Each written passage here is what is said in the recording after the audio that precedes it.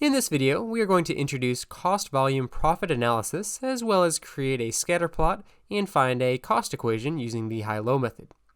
The term cost-volume profit analysis, or CVP for short, almost self-defines itself. It's simply the process of analyzing how changes in cost or volume affect profit.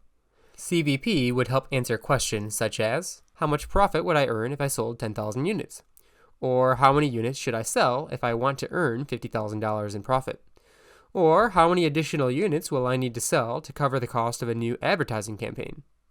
Before we consider answering any of these questions, let's talk about 5 basic types of cost behaviors that are important to be aware of. First, we have fixed costs, which do not change when volume changes. An example is rent. It typically won't matter if 1,000 units or 5,000 units are produced and sold.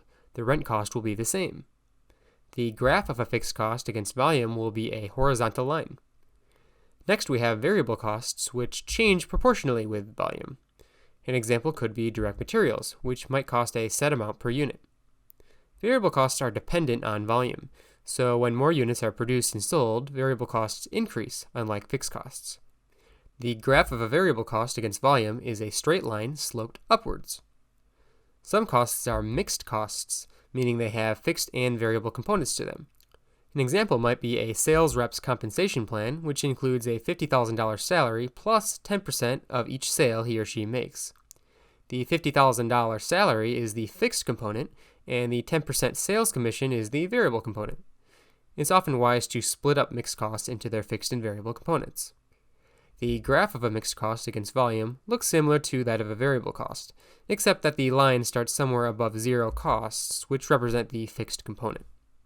Some costs are stepwise costs, which means they are fixed costs, but only within some relevant range of production volume.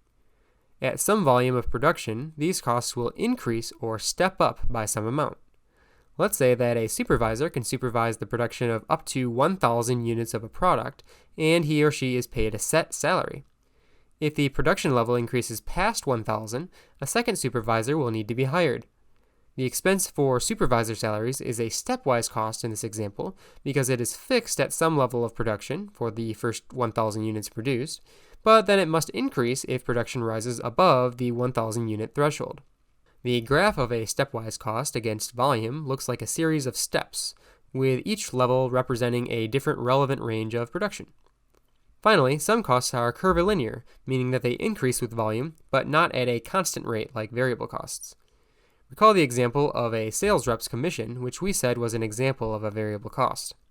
Let's say that the commission earned is 7% for the first $10,000 in sales, and for any sales after $10,000, the commission increases to 10% of sales. The commission cost increases with sales, but the percentage changes depending on the sales level, making this an example of a curvilinear cost. The graph of a curvilinear cost can take many forms and often has some sort of curved shape.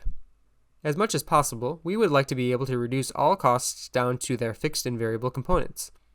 All of the 5 costs discussed, with the exception of some curvilinear costs, can be broken down into fixed or variable components, and our analyses will assume all costs can be approximately described as either fixed or variable. It's not that we can't adapt to more complicated cost structures, they are just outside of the scope of what we will be discussing. Even if we can't perfectly classify all of our costs as either fixed or variable, making approximations can still allow us to make useful predictions. Let's consider an example. Let's say we are producing baseball caps, and our goal is to be able to predict how much our costs will be for differing amounts of volume. We have 9 periods of historical data, which include both the volume and total cost of producing baseball caps. Our goal is to be able to take some value for volume and be able to predict the total costs incurred in that period. A good way to visualize the problem is to plot the given points on a scatter diagram. We plot the volume of baseball caps on the horizontal axis and the cost on the vertical axis, and then we start plotting the points. So for example, our first point of 40,000 baseball caps and $350,000 of total cost can be found right here on the graph, where we have 40,000 baseball caps and $350,000 of total costs. Now ideally, we would like to find the equation of a straight line that fits the points on the scatter plot as well as possible. There are at least 3 ways you could go about doing this. First, you could just freehand draw the line that you think fits the dots pretty well, and then we can use some basic algebra to find the equation of that line. Secondly, we could use what's called the high-low method to create a line that connects the dots with the highest and lowest volume. Third, we could use what is called linear regression to find the so-called line of best fit. The first two methods are pretty easy to implement, and the third is slightly more involved, but not too bad. The only method I will be showing you today is the high-low method. You will likely see the linear regression method if you take a course in statistics at some point. Now let's look at the steps to find the equation of the cost line using the high-low method.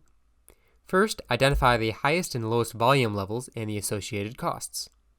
Second, find the estimated variable cost per unit, which is the slope of the line, using the formula slope is equal to the change in cost divided by the change in volume.